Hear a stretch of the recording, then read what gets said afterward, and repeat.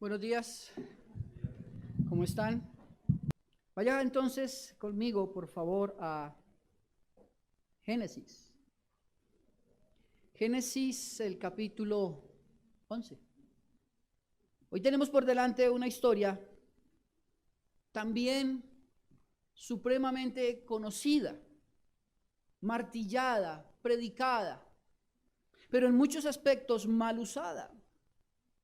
La Torre de Babel, para algunas personas es la evidencia de la unidad, lo que se puede lograr cuando el pueblo se une. Tan importante es lo que el hombre unido puede hacer, que hace que Dios descienda, lo cual es absolutamente falso. También se ha tomado esta historia para dejarnos ver que así como el pueblo se separó en un momento dado en diferentes lenguas, ahora el pueblo se reúne cuando ora en lenguas espirituales. Claro, el pueblo fue dispersado, ahora somos unidos porque tenemos un don, oramos en lenguas. No nos entendemos, pero estamos unidos. Este tipo de interpretaciones no van con el texto. El texto no nos dice eso. El texto nunca nos ha hablado del poder de la unidad entre los hombres. El texto lo que nos va a dejar ver realmente es una capacidad terrible para pecar. De manera que nuestro sermón hoy está titulado La Torre de Babel, un monumento a la rebeldía humana. ¿Cómo está titulado? La Torre de Babel, un monumento a la rebeldía humana. Para poder nosotros entender este texto, necesitamos hacer un contexto de lo que está sucediendo. Si usted ha sido lector detallista de la Escritura, se dará cuenta que el capítulo 11 está entre el 10 y el 12.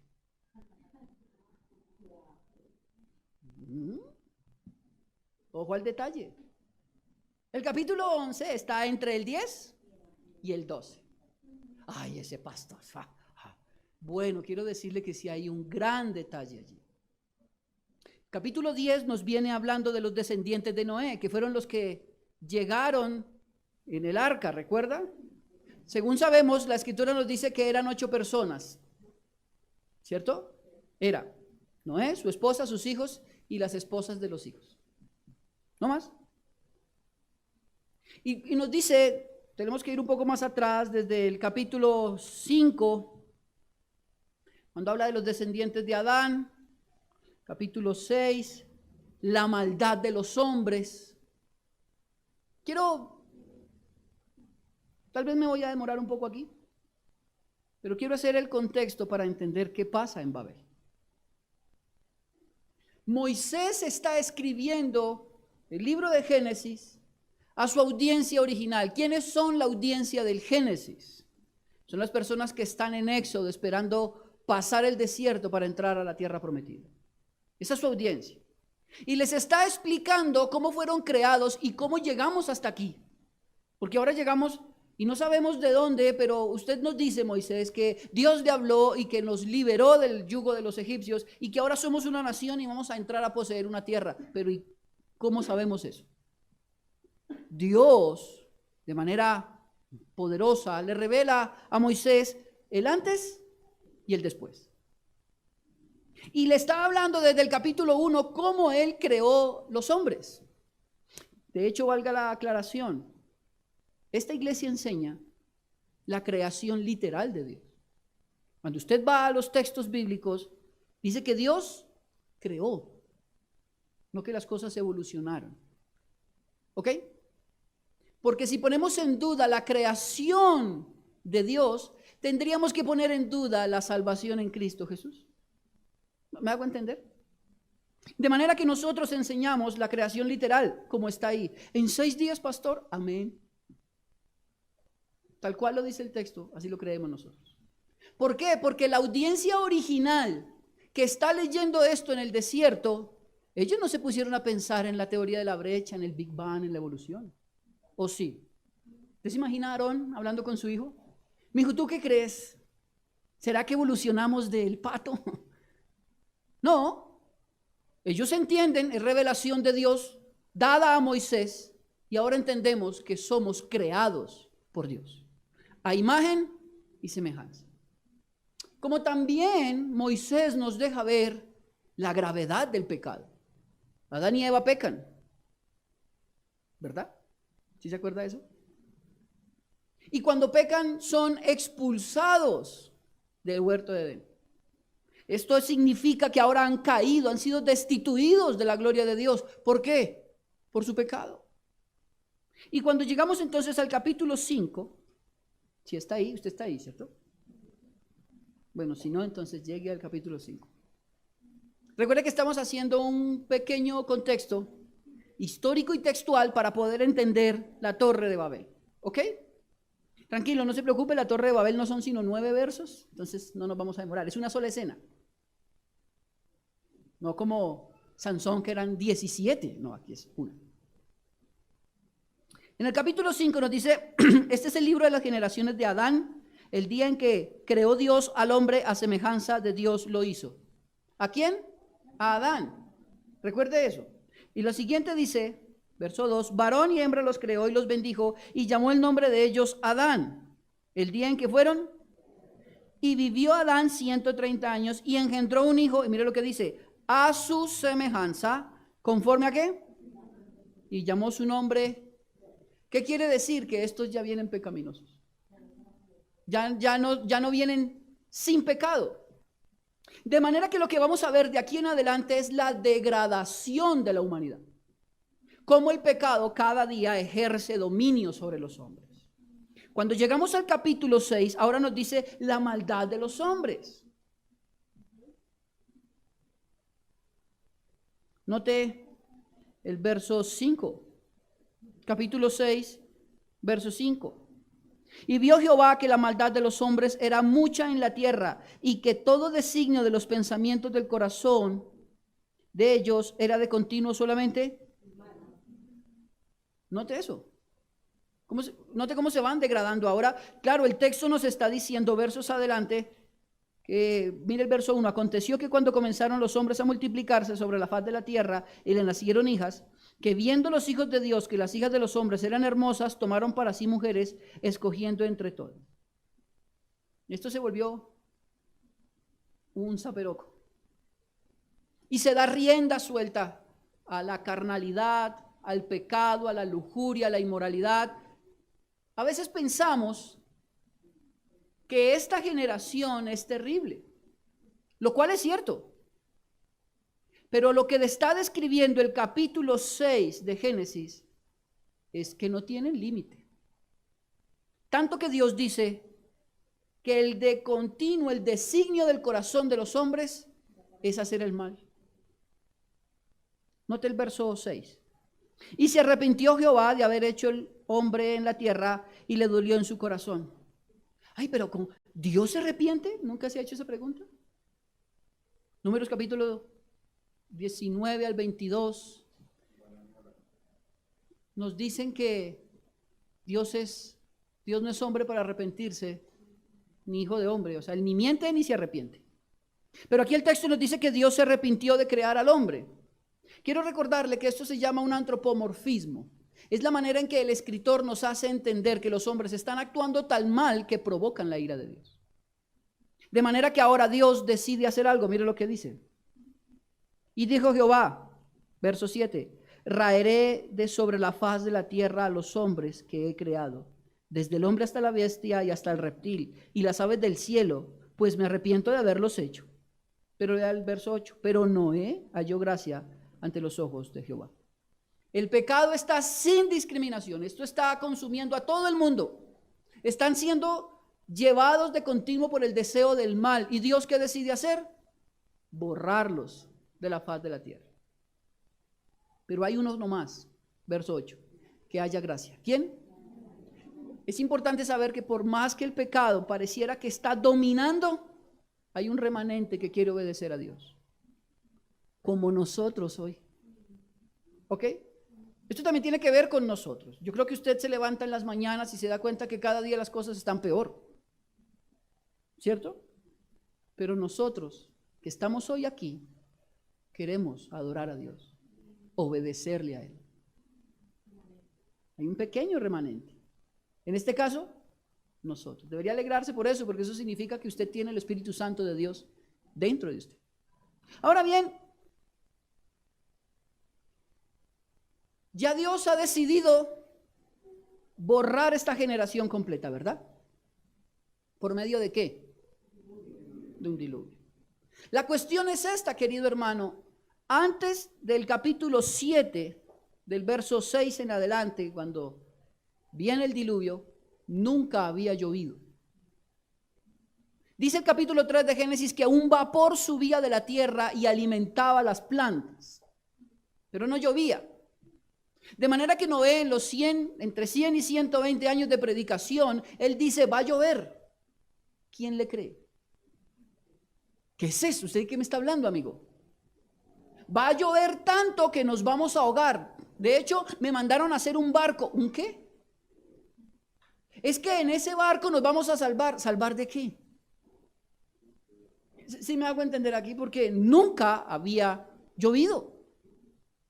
Pero Dios había decidido que esa generación ya estaba sentenciada a juicio.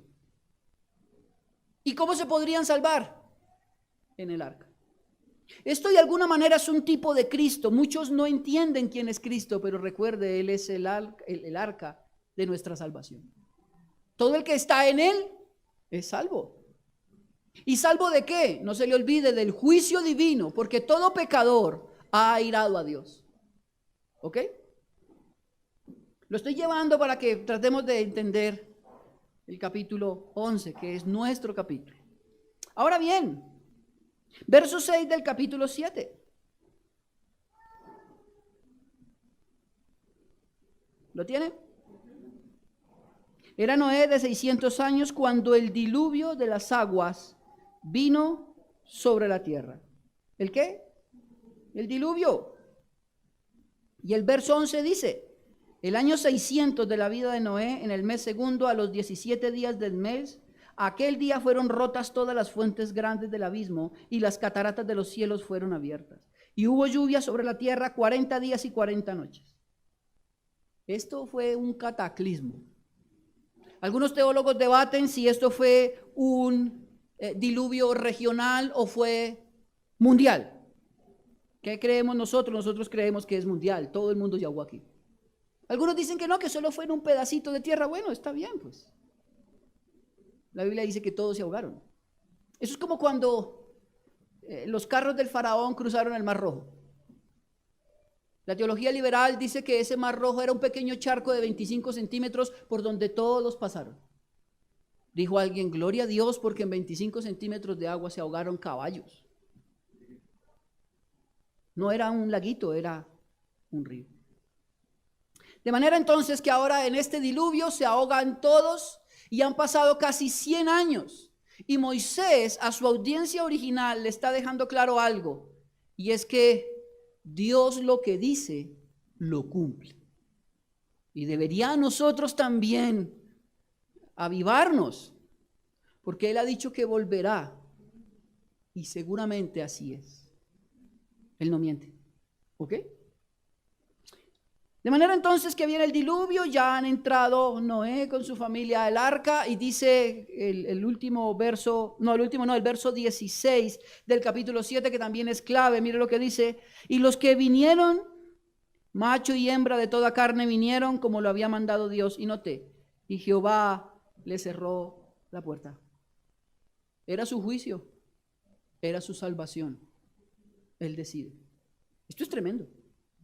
Bueno, viene todo esto, pasa casi un año para que las aguas desciendan, ellos llegan a tierra firme, descienden. ¿Qué van a encontrar? Desolación por todo lado. Ya no hay nadie. Dios entonces hace un pacto con Noé y le promete que nunca más la tierra va a ser destruida por agua. Y hace una señal de ese pacto. ¿Sí se acuerda cuál es? El arco iris. ¿Por qué? Porque quiero que piense en algo, hermano. Piense en la generación que viene después de Noé y cuando empiece una mediana lloviznita. ¿Qué van a pensar? No, otra vez no. Claro, ellos no habían visto llover y cuando ven llover los inundó. Entonces Dios deja un pacto. ¿Cuál? El arco iris. Cada vez que lo vean deben recordar que Dios no los volvería a destruir con agua. Entonces ahora viene esta generación a la cual el capítulo 9 verso 1, mire lo que dice: bendijo Dios a Noé y a sus hijos y les dijo: fructificad y multiplicaos. ¿Y qué dice ahí? ¿Cuál es la siguiente parte? Llenad la tierra. ¿Cuál es la orden? Tenga eso claro. Llenad la tierra. Es la orden de Dios a la generación de Noé que descendió después del diluvio. ¿Llenad qué? La tierra. Hay un pasaje que está en el capítulo 9, verso 18 en adelante, y es la famosa embriaguez de Noé. Noé cultiva un huerto y toma uvas, deben ser. Las espicha, o bueno, las oprime más bien, que espichar suena feo. Las oprime. Hace jugo de mosto, las exprime, esa es. Y parece que esto se fermenta y el viejito se bebe esto y se emborracha. Se emborracha el viejito. Note esto. Verso 21. Y bebió del vino, del capítulo 9, verso 21. Y bebió del vino y se embriagó y estaba descubierto en medio de su tienda. No sabemos cómo el viejito borracho se quitó la ropa. O sea, es algo que no sabemos si en medio de la borrachera la ropa le estorbó o se emborrachó o empezó el proceso de embriaguez estando desnudo. No nos dice. Pero el verso 23 dice, verso 22, y Cam, padre de Canaán, vio la desnudez de su padre y lo dijo a sus hermanos que estaban afuera. Entonces Sem y Jafet tomaron la ropa y la pusieron sobre sus hombros y andando hacia atrás cubrieron la desnudez de su padre, teniendo vueltos sus rostros, y así no vieron la desnudez de su padre. Y despertó Noé de su embriaguez y supo lo que le había hecho su hijo más joven. ¿Quién es quién? Cam. Y dijo: maldito sea Canaán, siervo de siervos a sus hermanos. Lo maldijo. Ay, pero lo maldijo porque lo vio borracho. Parece ser que aquí hay una condición seria y es que el hijo, algunos dicen que cometió incesto con su papá. Es difícil llegar a determinar que eso es así, porque el texto ni siquiera lo sugiere, pero lo que el texto sí dice es que fue grave que lo haya visto desnudo, de manera que lo maldijo. Pero note usted que él no maldice a su hijo, maldice a la descendencia de su hijo. ¿Por qué? Porque si usted ve el verso 1, dice que Dios ya había bendecido no solo a Noé, sino a sus hijos. Pero ahora la descendencia de Cam está maldita. De manera que de aquí en adelante, cuando la nación de Israel entra a la tierra de Canaán, entra a una tierra que ya está maldita, determinada para ser del pueblo de Israel, siervo de siervos. Por eso es importante este pasaje. Moisés quiere dejarle claro al pueblo de Israel que está en el desierto: vamos a poseer algo que ya Dios nos entregó. No ahorita, desde mucho tiempo atrás. ¿Ok? Entonces, en medio de esto, entre el capítulo 10 al capítulo 12, está esta generación que ya ahora han pasado casi 100 años después del diluvio. Quiere decir que ya se han reproducido, ya han crecido, ya se han asentado en la tierra, pero recuerde que hay una orden. ¿Cuál? Deberían que empezar a moverse, ¿verdad? Y ir tomando posesión de lo que Dios les ha dado. ¿Por qué es importante que está entre el capítulo 10 y el capítulo 12? Porque el capítulo 10 es la descendencia de todos ellos, pero el capítulo 12 es el llamado de Dios a Abraham. De manera que ya Dios no, a través de lo que Moisés está escribiendo, ya no nos va a llevar a través de una nación, sino a través de un hombre. Deja de ser colectivo y ahora se vuelve personal. Ya el relato no es de todos, es de uno. ¿Quién? Abraham. Por lo tanto, algún teólogo llama esto como una carrera de relevos. ¿Sí han visto las carreras de relevos? Casi siempre los 4 por 100 son 4 personas corriendo 400 metros. Cada uno corre 100 metros. Entonces, lo más emocionante de este tipo de carreras es cuando sale el primero y el último. Cuando hacen el primer disparo y salen los primeros 4, perdóneme la redundancia, todo el mundo está mirando cómo corren. Cuando llega el segundo y el tercero, la gente se sienta esperando. Cuando llega el cuarto, el último en la carrera, todos se vuelven a parar porque ya llegamos al final. Pero usted se imagina si al tercero se le cae el testimonio. Pues de alguna manera el tercero, esa barra que lleva, eso se llama testimonio. El tercero no logre darle a tiempo al cuarto el testimonio. Pierde la carrera. Aquí estamos en ese momento de tránsito. Ya Noé corrió su parte. Ahora sus hijos están corriendo para entregarle a Abraham el testimonio. Y Abraham es el hombre en el cual en su simiente son benditas todas las naciones de la tierra. ¿Ok? De manera que si no le hubiera llegado el testimonio a él, ¿qué hubiera pasado? No había esperanza del Mesías. ¿Me hago entender aquí? Y por eso es que aparece en el capítulo 11 un tiempo de rebelión extrema que casi que no permite que llegue Abraham. Esto es tremendo, porque esta nación, este pueblo, se van en franca rebeldía en contra del Señor. Parece ser que hay un hombre llamado Nimrod. Usted lo puede encontrar ahí en el capítulo 10. Quiero que leamos algo de él. ¿Sí me he hecho entender hasta acá?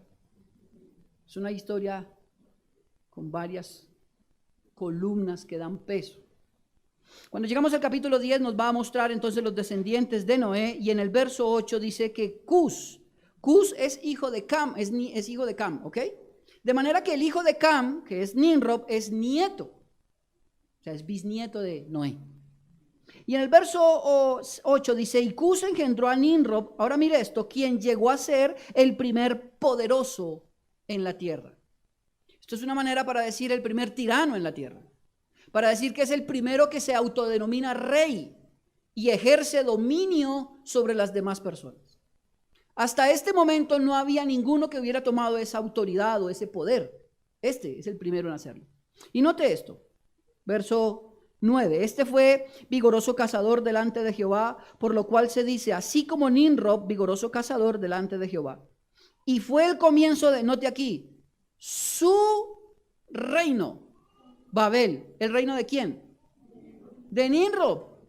Ahora bien, ¿Dios había dado la orden de hacer un reino? ¿O había dado la orden de esparcirse, de llenar? Note aquí.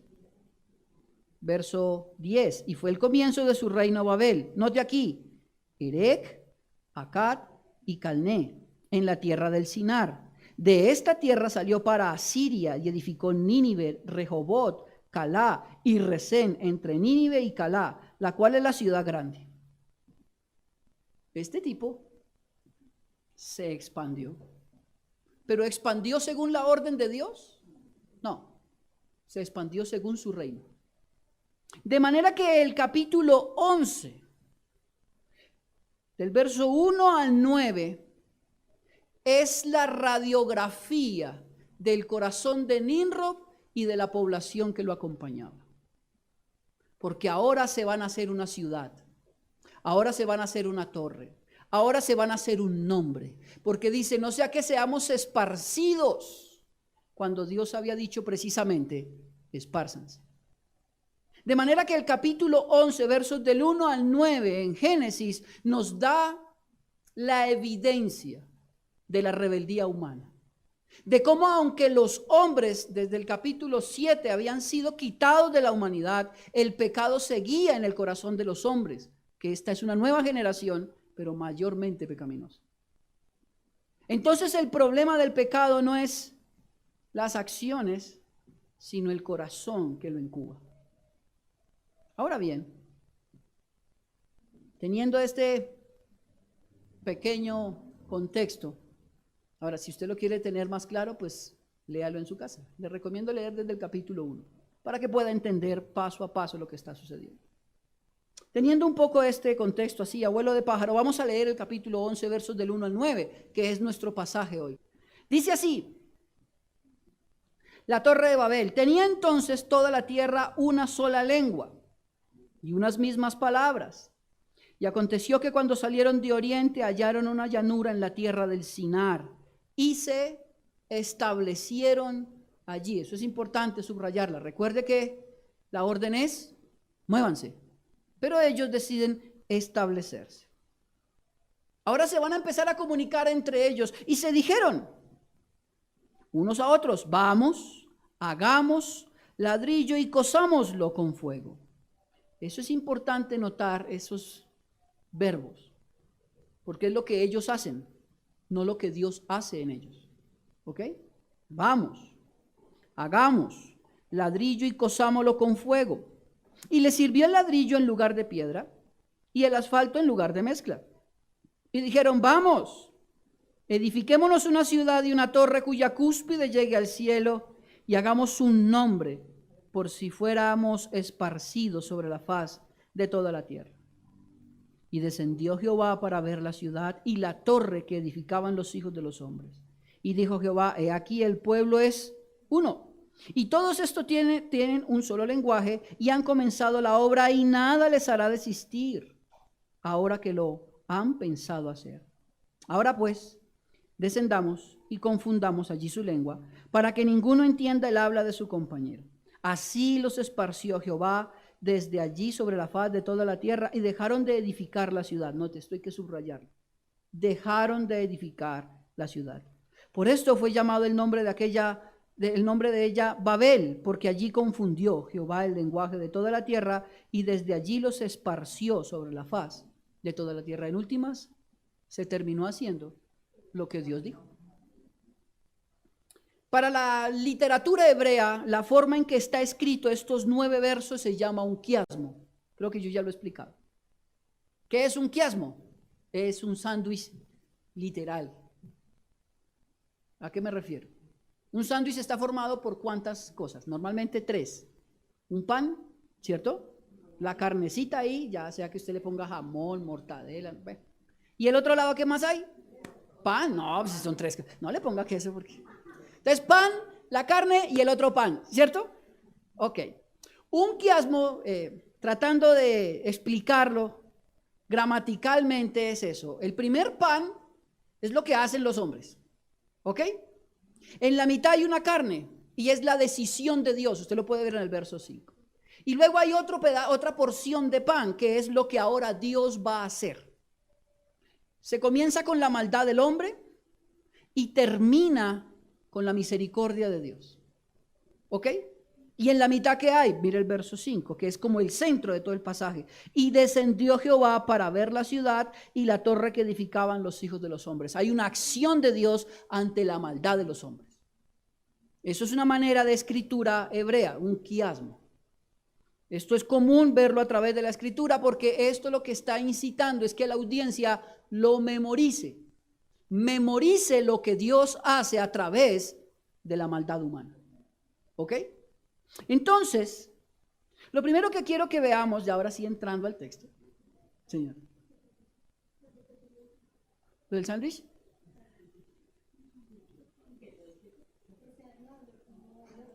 El orden. El pan, carne y pan.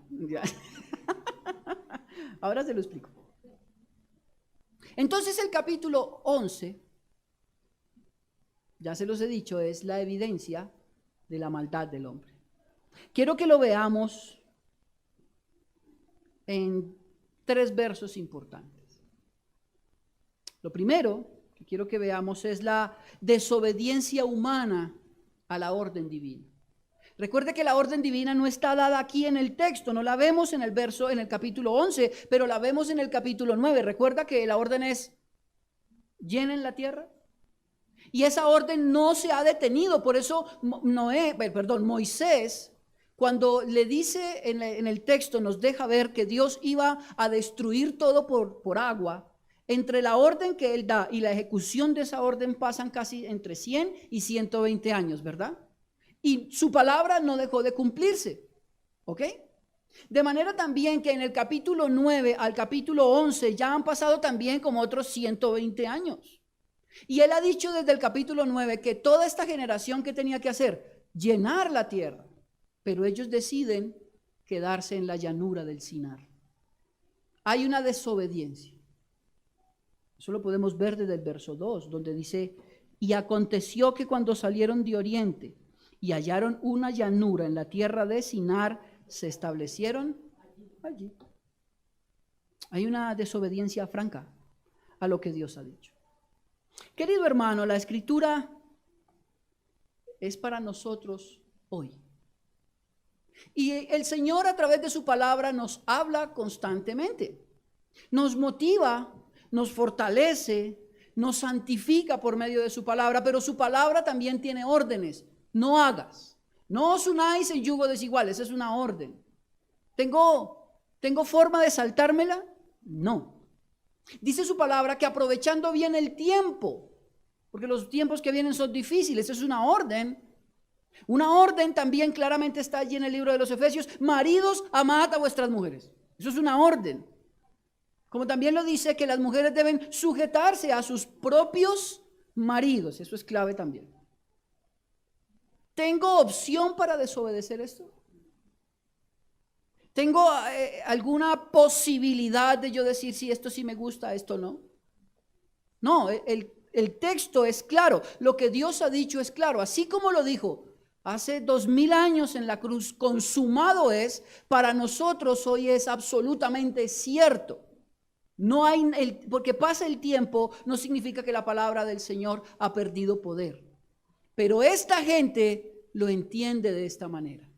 Entiende que ahora, pasado el tiempo, ya la palabra no tiene la misma unción, por decirlo de alguna manera, no tiene el mismo poder, no tiene el mismo impacto, sino que ahora somos una nueva generación que podemos ir poniendo en duda lo que Dios ha dicho.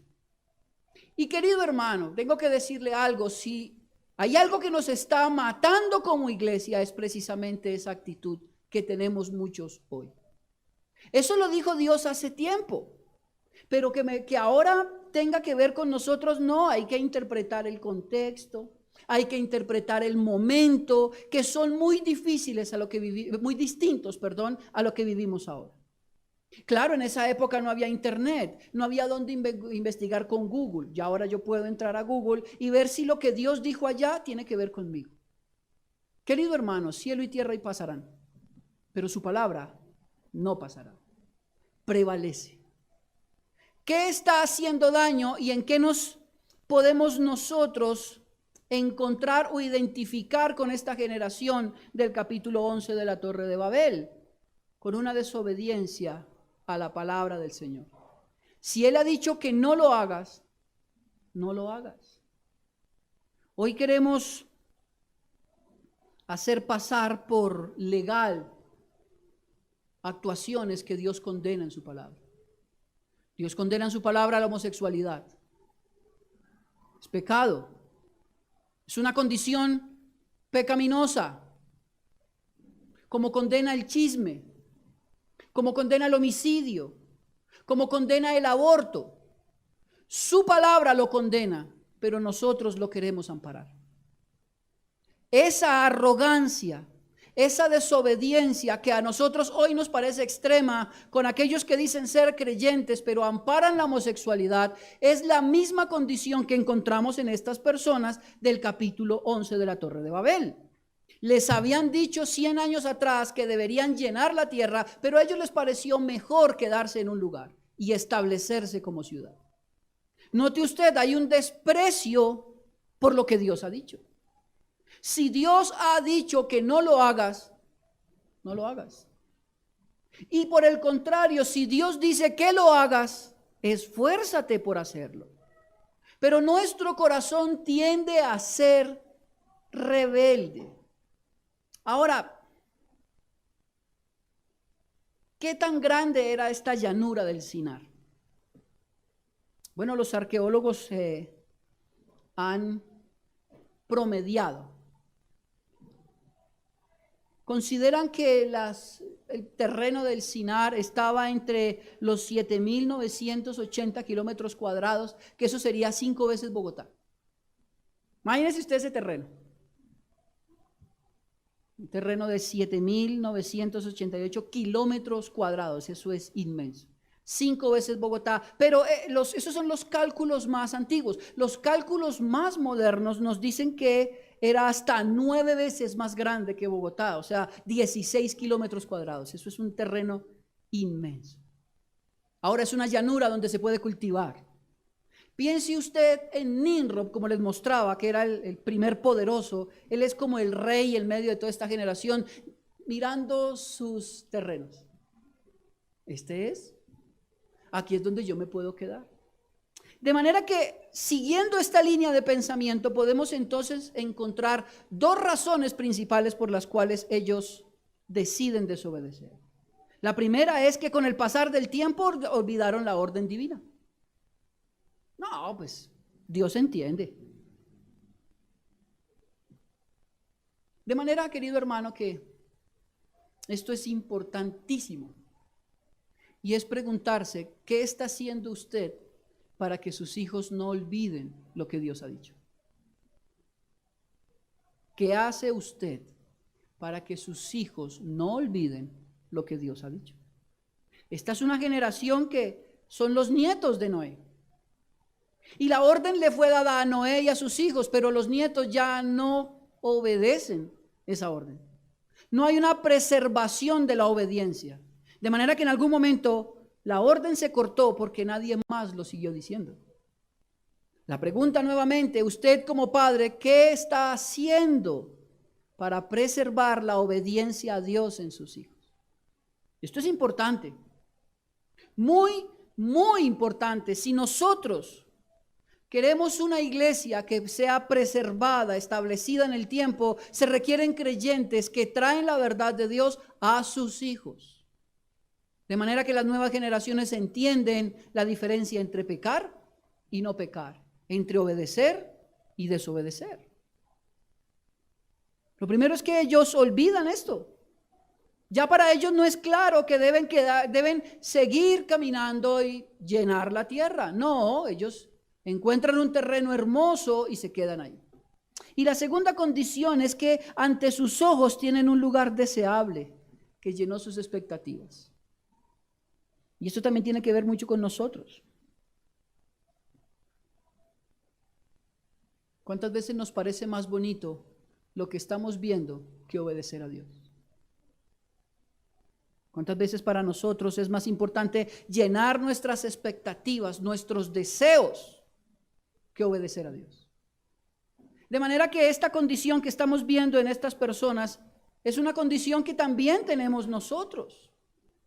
¿Cuántas veces usted continúa en un trabajo que sabe que le hace mal espiritualmente, pero gana bien, le llena sus expectativas económicas y se aferra a él, así le cueste una verdad espiritual, así quedarse ahí sea desobedecer a Dios?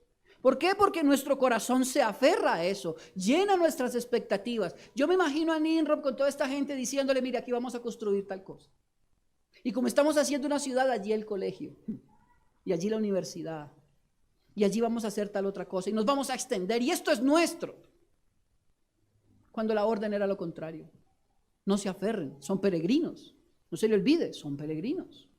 Pero esta misma condición también nos lleva a nosotros a de manera abierta y franca desobedecer a Dios, porque nos gusta más llenar nuestras expectativas, nuestros propios deseos, que obedecer a Dios. Y aquí usted tiene que hacer un análisis de cómo está llevando su vida. Hoy no quiero que se sienta mal, pero si se siente mal, arrepiéntase. La idea es que usted pueda hoy evaluar su corazón. La idea es que usted pueda hoy ver si realmente ha sido absolutamente obediente a lo que Dios le ha dicho, o al igual que estas personas han olvidado la orden divina, o simplemente lo que tienen frente a sus ojos es mejor, es más deseable que obedecer a Dios. Son 2 condiciones que están allí. Ahora bien, no se queda esto ahí. No se queda solo en un acto de desobediencia a la orden de Dios, Cuando usted sigue leyendo, Moisés utiliza el argumento que Pablo muchos años después va a copiar. Y es mostrarle a su audiencia cómo el pecado siempre va en degradación. Siempre. Cuando usted llega al verso 3, después de que ya ellos han decidido abiertamente desobedecer a Dios, vamos a quedarnos aquí y vamos a edificar. El verso 3 nos dice, y se dijeron unos a otros, vamos, hagamos ladrillo y cosámoslo con fuego. Y le sirvió el ladrillo en lugar de piedra y el asfalto en lugar de mezcla. Y ahora el verso 3 nos deja ver el orgullo humano que desafía a Dios. Tres verbos. Vamos, hagamos, cosámoslo. Estas palabras denotan resolución y unidad para ejecutar un plan. Aquí comienza la unidad, vamos. Vamos a construir una ciudad.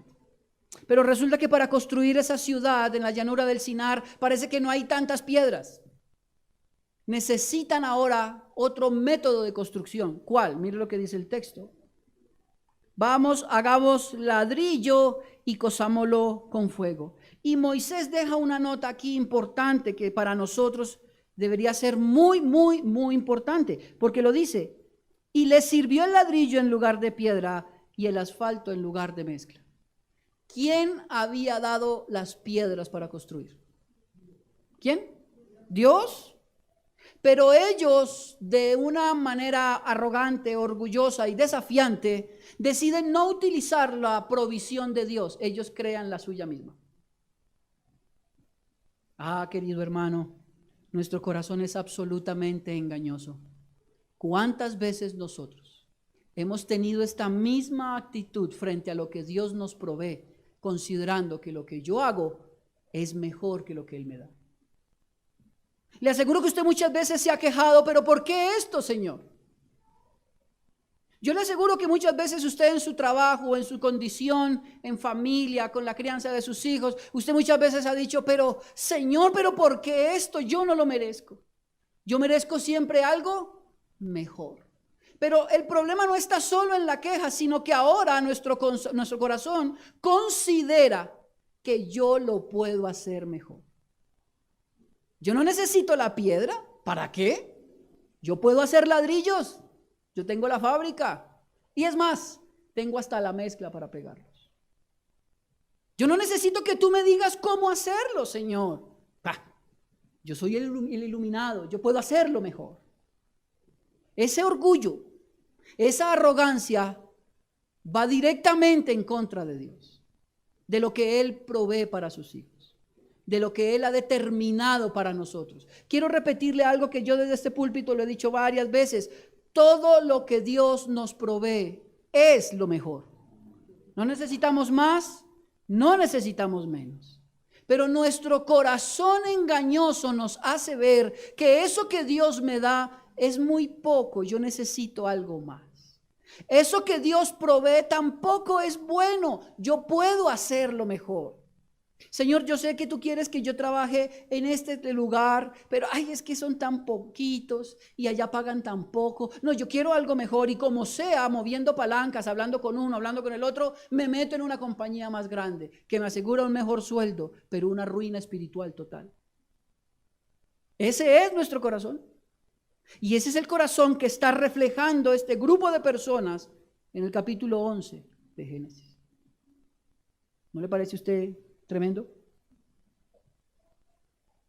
De manera que ellos, al rechazar la provisión de Dios, también están rechazando su gobierno y señorío.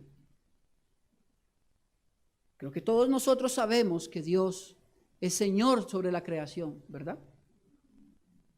No hay una molécula que gravite en el universo que Dios no gobierne. Si eso no fuese así, entonces nuestro Dios no sería soberano. Sería un poquito soberano, pero no soberano. Pero la Escritura nos deja ver que Él es rey sobre todo trono, sobre todo principado, hasta los límites del universo que no conocemos. Él es Señor. Amén. Pero cuando se trata de ese gobierno sobre nuestras vidas, siempre nosotros vamos en rebeldía. ¿Por qué? Porque es más fácil hacerlo como yo creo que debe hacerse. Esa actitud rechaza de tajo el señorío de Cristo, el señorío de Dios con nosotros.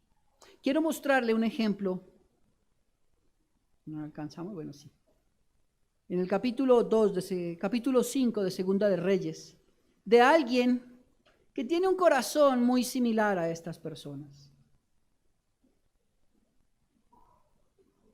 Segunda de Reyes, capítulo 5, este es un pasaje también conocido por muchos de nosotros. ¿Recuerda el pasaje de Eliseo y Naamán? Eliseo es el profeta, Naamán es un sirio que está enfermo de lepra. Y le envían cartas al rey para decirle que necesitan que sanen a este señor. Y el rey se rasga las vestiduras y dice, ¿yo de dónde? ¿Yo cómo puedo hacer esto? Y ahora hay un peligro de invasión de una nación grande a una pequeña por un tipo que está enfermo y necesita ser sano. Entonces llaman a Eliseo y Eliseo dice, sepan que en esta tierra hay profeta. Aquí hay un hombre de Dios y Dios responderá. Entonces mandan a que Naamán vaya a entrevistarse con Eliseo para ver qué se puede hacer por su sanidad. En medio de eso, quiero que leamos del verso 9 en adelante. ¿Lo tiene? 5:9, Segunda de Reyes, capítulo 5, verso 9. ¿Lo tiene? Y vino Naamán con sus caballos y con su carro. ¿Por qué cree usted que el escritor dice esto? Porque nos quiere hacer entender que es un tipo opulente. ¿Ok? No es cualquier señor, llega con sus caballos, con sus carros. Y se paró a las puertas de la casa de Eliseo.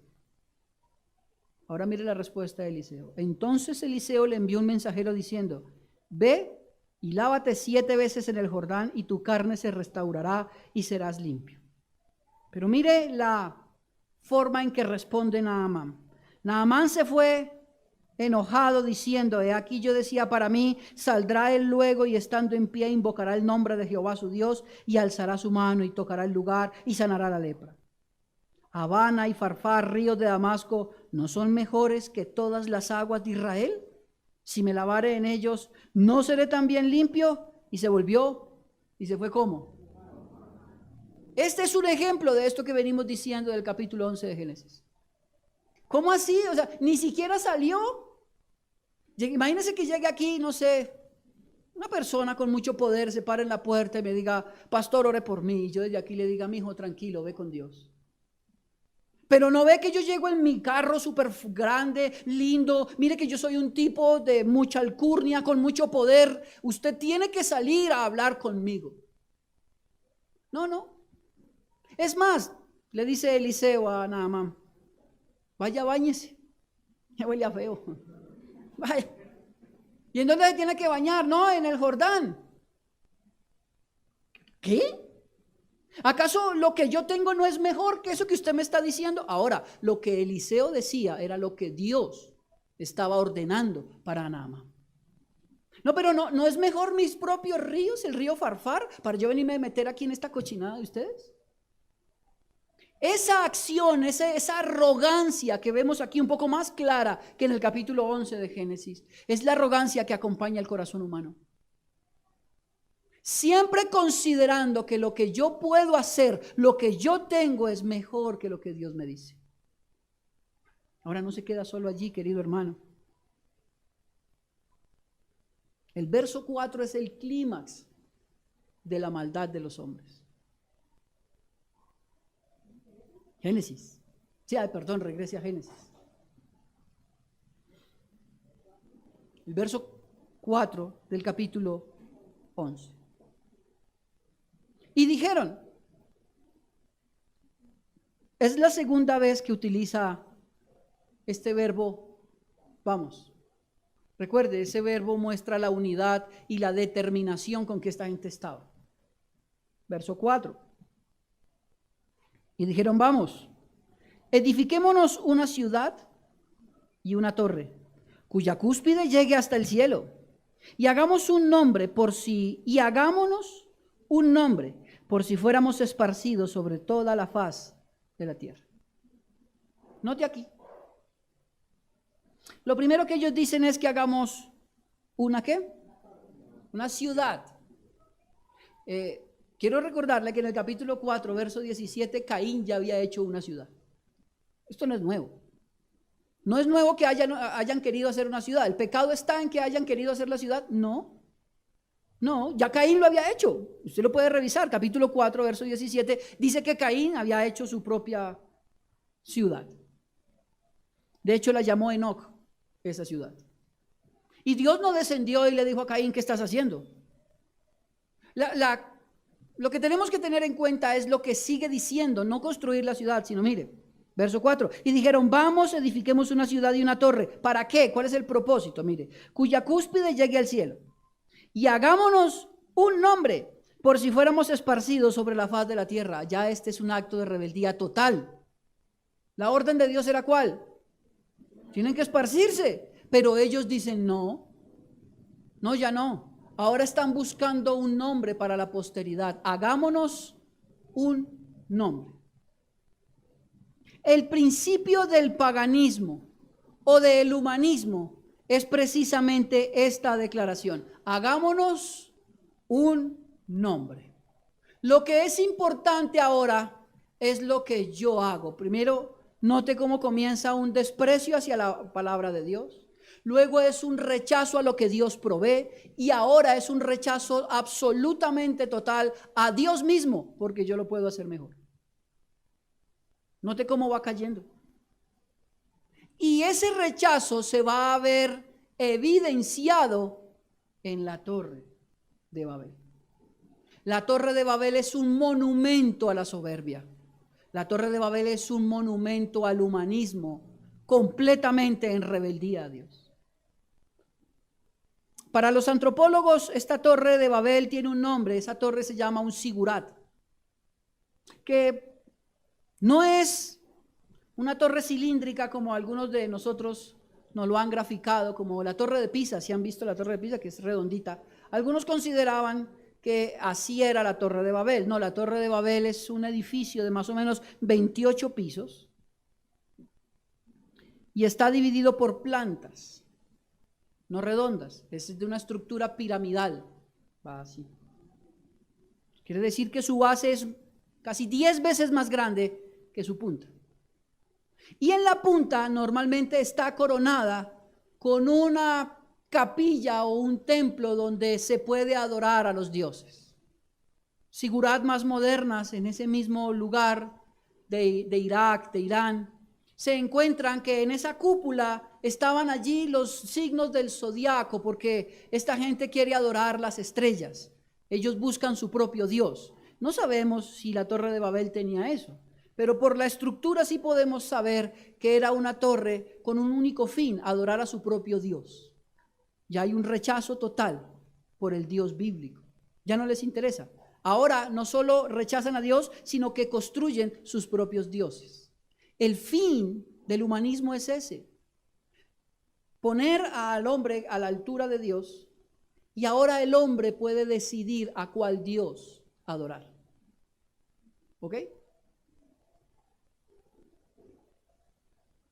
Esta torre evidencia toda la rebeldía y la maldad de los hombres. Y aquí estamos. Cómo los hombres fueron cayendo vez tras vez y se unen. Sí, claro que están unidos, pero su propósito no es santo. Su propósito es ir en contra de Dios todo el tiempo. De manera que rechazan la provisión de Dios por primera vez y terminan rechazando a Dios mismo. Hay 4 cosas que quiero mostrarle aquí. ¿Cuál es el propósito de esta torre? El primero es acercarse al cielo. Note lo que dice ahí. Edifiquemos la torre, una cúspide que llegue ¿a dónde? Al cielo. Ellos quieren ser como Dios. Quieren desde allí gobernar. Lo segundo es que quieren tener un centro de control y poder. ¿No se ha dado cuenta usted que las personas que tienen poder y lo pierden entran en ansiedad? ¿Y ahora qué hacemos? Bueno, esto nos lo muestra. Quieren tener un centro de control. Pero también quieren dar a conocer su grandeza. Ahora son ellos los que quieren hacerse un nombre por si nos esparcen en la tierra. Cada vez que vean esa torre digan, ellos construyeron esto. Pero lo más grave de todo es que hasta este verso todo lo que han hecho ha sido independientemente de Dios. Esto es una muestra de que el hombre puede lograr hacer grandes cosas. Claro, fueron a la luna, ¿no? Hace poco lanzaron un satélite que ya está cerca de llegar al sol. Y han creado una serie de espejos para que los rayos del sol, el calor del sol, sea absorbido por este satélite y sea la fuerza que lo haga mover. O sea, no se derrite, no se quema, por el contrario, está siendo potenciado para ir más rápido. ¿Y eso quién lo diseñó? Los hombres. Y uno podría decir, wow, tremendo. Pero todo esto que el hombre, como lo vemos en el capítulo 11, lo ha logrado independientemente de Dios. De manera que es un rechazo de Dios. Por eso nosotros no podemos medir a los hombres por sus logros, sino por sus frutos dignos de arrepentimiento. Amén. Ahora bien, si el texto terminara ahí, pues sería casi para cortarnos las venas, ¿verdad? Pero el capítulo 11, verso 5 nos dice, y descendió Jehová, porque Él sigue siendo el Señor, que aunque esta población se hayan declarado en contra del Señor y ellos quieran verse como más poderosos que Dios, Dios descendió. El fin de esta torre, de este sigurat, es que su deidad descendiera por la capilla y fuera bajando por las plantas hasta llegar a los hombres para supuestamente bendecirlos. Bueno, el verdadero Dios descendió. Y mire lo que pasa. Y descendió Jehová para ver la ciudad y la torre que edificaban los hijos de los hombres. Y dijo Jehová, he aquí el pueblo es uno, y todos estos tienen un solo lenguaje, y han comenzado la obra, y nada les hará desistir ahora de lo que han pensado hacer. Ya todas estas personas estaban tan hinchados de pecado, tan llenos de arrogancia, que iban determinados a hacer lo que iban a terminar. Y Dios entonces toma acción. ¿Qué hace Dios? Verso 7, ahora pues descendamos y confundamos allí su lengua para que ninguno entienda el habla de su compañero. Unidad de lenguaje en este capítulo figuraba una unidad de pensamiento. Ahora Dios confunde su lengua. ¿Usted se imagina eso cómo sería? No sé, todos estaban así como nosotros hablando en español y de un momento a otro los de atrás empiezan a hablar en alemán, los de la mitad empiezan a hablar en inglés y nosotros seguimos hablando en el español. Ahora se dividen. Ahora ya no hay unidad. Al romper la unidad, rompió el propósito de los hombres.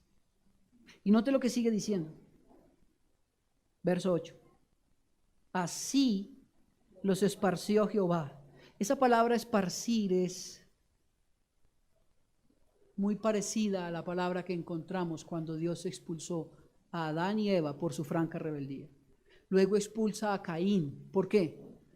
Por matar a su hermano en su franca rebeldía. Y ahora a esta nación también los expulsa por su franca rebeldía. Qué extraño es esto, porque ellos están buscando un nombre, están buscando fama, pero sin Dios. Y cuando usted va al capítulo 12, verso 12 en adelante, note esto. Haré de ti una nación grande y te bendeciré, y engrandeceré tu nombre y serás bendición. Oye, qué raro. El que no lo buscaba lo recibió. Y estos que estaban buscando un nombre, Dios los esparce. El triunfo del hombre está en Dios, no lejos de Dios. La seguridad del hombre está en Dios, no fuera de él, querido hermano. De manera que podemos ver ahora algunas aplicaciones de este texto. Lo primero es que Babel es la muestra de quienes quieren alcanzar las promesas de Dios, pero sin Dios. Quieren nombre, pero sin Dios. Todo aquel que quiere hacerse un nombre sin Dios, tarde o temprano será esparcido por Dios mismo. Porque el Señor es Dios. Lo tercero es que la unidad de los hombres debe ser en Cristo y su palabra, no en el beneficio personal de los hombres. Si esta iglesia busca unidad, debe ser en Cristo y su palabra, no para guardar o salvaguardar el propósito de alguno de nosotros. Eso es una falsa unidad. Y por último, el reino de los hombres sin Dios, sin importar quiénes sean, delante del Señor es fraudulento y siempre será esparcido. De manera, hermano, que hemos visto en esta corta historia, que no son sino 9 versos, hemos visto reflejado el corazón de los hombres. Pero también hemos visto cómo Dios obra y siempre seguirá siendo el Señor. Que nuestro corazón hoy vuelva al Señor. Si usted ha considerado que lo que usted puede hacer es mejor que lo que Dios le ha dado, ha pecado. Venga al Señor. Si usted ha considerado que tal vez el lugar donde usted está no es su lugar, sino que hay un lugar mejor donde usted puede asentarse, quiero recordarle, donde usted está es donde Dios quiere que esté. Y siempre será el mejor lugar. Como usted vive hoy, según la provisión de Dios, eso es lo que usted y yo necesitamos. No necesitamos más. Que nuestro corazón no nos lleve a rechazar lo que Dios provee, porque terminaremos rechazando al Dios que lo provee. Aferrémonos al Señor y que nuestro corazón sea transformado por su Espíritu Santo. Amén. Oremos. Padre, oramos en el nombre de Cristo, agradecidos por tu palabra, la cual es viva y es eficaz, la cual, Señor, nos ayuda a evidenciar nuestro corazón. Te damos gracias por ello. Te pedimos, Señor, nos ayudes a venir a Cristo. Nos ayudes a ser fortalecidos en Él, a ser agradecidos con todo lo que tú nos provees, Señor. Gracias por nuestros trabajos. Gracias por nuestras esposas, nuestros hijos, nuestros esposos. Gracias por la iglesia volviendo al Evangelio. Gracias por las personas que tú pones a nuestro lado, Señor. Gracias por todo esto, Señor. Ayúdanos, te lo rogamos, a ser agradecidos contigo. No permitas que nuestro corazón se infatúe, Señor, se llene pensando que puedo hacerlo mejor, que yo soy mejor que lo que tú haces. Ayúdanos a ser humildes. Ayúdanos a venir a ti siempre en dependencia, Señor. Y quita de nosotros la idea de querernos hacer un nombre. Lo importante es que tú seas exaltado, Señor. Y tal vez eso me cueste a mí sacrificio. Tal vez nos cueste dolor. Pero en esta tierra no hay nada que se compare a la gloria que tendremos cuando estemos cerca de ti en la eternidad. Señor, ayúdanos a pensar en esto. En estos tiempos difíciles, Señor, donde pareciera que todo está en contra de nosotros por ser creyentes, ayúdanos a permanecer en la verdad de tu palabra, la cual es tuya, y aunque ha sido predicada, ha sido proclamada hace tantos miles de años, sigue siendo vital, sigue siendo importante y digna de ser obedecida. Ayúdanos, Señor, a hacerlo. Ayúdanos a fortalecernos en esto, en saber que lo que tú has dicho es verdad, hoy, mañana y siempre, Señor. Que lo que tú condenas, lo podamos condenar. Que lo que tú nos dices que nos apartemos, lo podamos hacer. Y lo que tú bendices, nosotros también procuremos bendecirlo. Te agradecemos en el nombre de Cristo Jesús. Gracias por esta tu iglesia. Te ruego le bendigas. Te ruego le ayudes, la suplas, Señor, y la fortalezcas por medio de tu Espíritu Santo. Quiero agradecerte especialmente por la vida de Gerson. Bendícelo, Señor. Y ayúdalo en este tiempo, Padre, a él poder ver tu provisión cada día, Señor, en el nombre de Jesús. También oramos por nuestra hermana Nubia Mesa y por su papá, el cual está hospitalizado, Señor. Oramos porque tu mano sea puesta en él. Señor, y lo puedas traer al arrepentimiento, Señor. Gracias, Cristo de la gloria, en el nombre de Jesús. Amén.